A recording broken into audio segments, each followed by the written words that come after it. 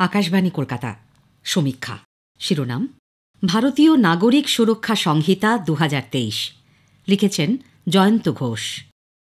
৫ দশক পর বদলাতে চলেছে ভারতের ফৌজদারি দণ্ডবিধি সিআরপিসি। ১ জুলাই তার জায়গা নেবে ভারতীয় নাগরিক সুরক্ষা সংহিতা বিএনএসএস ২০২৩। দেশের ফৌজদারি বিচার প্রক্রিয়ায় এক গুরুত্বপূর্ণ সংস্কারের ফল এই বিএনএসএস। ভারতের বিচার ব্যবস্থার প্রক্রিয়াগত দিকগুলির আধুনিকীকরণ এবং সুষ্ঠুভাবে বিচার প্রক্রিয়া পরিচালনার দিকে লক্ষ্য রেখেই এই সংস্কারের পরিকল্পনা করা হয়েছে, যার লক্ষ্য আধুনিক আইনি চ্যালেঞ্জগুলিকে আরও কার্যকরভাবে মোকাবিলা করা। এর গুরুত্বপূর্ণ বৈশিষ্ট্যগুলির মধ্যে অন্যতম উল্লেখযোগ্য একটি হল পুলিশের ক্ষমতার পরিধির সম্প্রসারণ। নতুন বিধানগুলি প্রাথমিক তদন্তের সময় পুলিশ হেফাজতের বিভিন্ন মেয়াদ বাড়ানো অনুমোদন করে। তদন্ত আরও বিস্তারিত আর সহজতর করার জন্য এই পরিবর্তন আনা হয়েছে। তবে পুলিশের ক্ষমতা বৃদ্ধিতে নাগরিকদের ব্যক্তিগত অধিকার রক্ষা আর ব্যক্তি স্বাধীনতায় হস্তক্ষেপ নিয়ে উদ্বেগ প্রকাশ করেছেন অনেকেই। নতুন বিধিতে পুলিশ হেফাজত এবং হাতকড়ার ব্যবহার সম্পর্কে আপডেটেড প্রোটোকল রয়েছে, ক্ষমতার অপব্যবহার এড়াতে যার বাস্তবায়ন সাবধানে করা প্রয়োজন। আরেকটি বৈশিষ্ট্য হল ডিজিটাল প্রমাণের জন্য উন্নত ব্যবস্থাপনা। ডিজিটাল প্রমাণ কাজে লাগানোর ক্ষেত্রে বিশদ নির্দেশিকা রয়েছে বিএনএসএস ২০২৩-এ।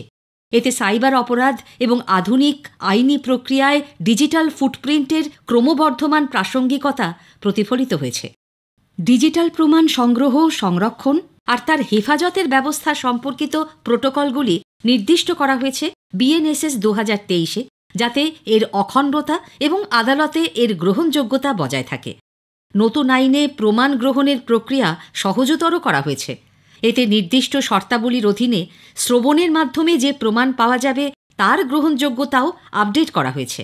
পারিপার্শ্বিক এবং সমর্থনকারী সরাসরি প্রমাণ না থাকলেও যা তদন্তে ও বিচারে উল্লেখযোগ্য অন্তর্দৃষ্টি প্রদান করতে পারে। ভারতীয় নাগরিক সুরক্ষা সংহিতায় বিশেষ মান্যতা পেয়েছে ফোরেনসিক বিজ্ঞান। অপরাধের কিনারা করতে ফোরেনসিক বিজ্ঞানের ভূমিকা স্বীকার করে নিয়ে এই আইনে ফোরেনসিক প্রক্রিয়া এবং বিশেষজ্ঞের সাক্ষ্যের জন্য কঠোর মানদণ্ড স্থাপন করা হয়েছে, যাতে পেশ করা প্রমাণগুলি নির্ভরযোগ্য হয় এবং ব্যবহৃত পদ্ধতিগুলি বৈশ্বিক মান পূরণ করে। ছোটখাটো অপরাধের জন্য কমিউনিটি সার্ভিস বা সামাজিক সেবার মতো সংশোধনমূলক ও লঘু সাজার পদক্ষেপ আইনি প্রক্রিয়ায় এক উল্লেখযোগ্য পরিবর্তনকে প্রতিফলিত করছে। সামাজিক সেবার পদ্ধতি ন্যায় বিচারের প্রতিশোধমূলক দৃষ্টিভঙ্গির জায়গায় পুনর্বাসনকে অগ্রাধিকার দেয়, আধুনিক দণ্ডের দর্শনের সঙ্গে যা সামঞ্জস্যপূর্ণ। সমাজের মূল স্রোতে অপরাধীদের ফিরিয়ে আনা এবং কারাবাসের সামাজিক মূল্য আর আর্থিক ব্যয় কমাতে এই ব্যবস্থা খুবই সদর্থক। সাক্ষীদের সুরক্ষা ব্যবস্থা আরও উন্নত করতে নতুন আইনটি সংশ্লিষ্ট বিধানগুলিকে আরও শক্তিশালী করেছে। গোপনে এবং দূরে থেকে সাক্ষ্য দেবার সংস্থান রয়েছে এতে। এটি বিশেষভাবে গুরুত্বপূর্ণ কারণ সংগঠিত অপরাধের ক্ষেত্রে সাক্ষীদের নিরাপত্তার ঝুঁকি থাকে। নতুন আইন সাক্ষ্য দিতে এগিয়ে আসায় সাহস যোগাবে সাক্ষীদের। প্রতিহিংসার ভয় থেকে মুক্ত থাকবেন তারা, যা বিচার ব্যবস্থার সামগ্রিক কার্যকারিতাকে আরও প্রতিষ্ঠিত করবে। বিএনএসএস ২০২৩ লিঙ্গ নিরপেক্ষতার দিক থেকেও উল্লেখযোগ্য।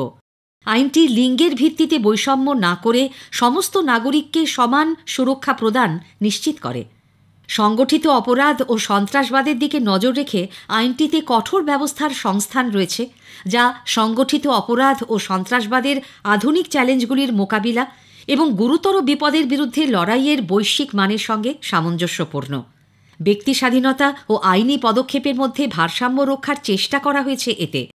বিভিন্ন আইনি প্রক্রিয়ার সময় বেঁধে দেওয়া হয়েছে বিএনএসএস ২০২৩-এ।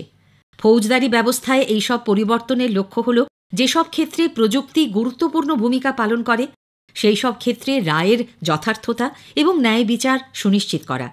তবে বিশেষজ্ঞদের মতে এর সফল বাস্তবায়ন নির্ভর করছে এর সতর্ক তত্ত্বাবধান এবং বিচার প্রক্রিয়ার সঙ্গে যুক্ত সকলের সমন্বিত প্রচেষ্টার ওপর। সমীক্ষা শেষ হল। আজকের শিরোনাম ছিল ভারতীয় নাগরিক সুরক্ষা সংহিতা ২০২৩। লিখেছেন জয়ন্ত ঘোষ।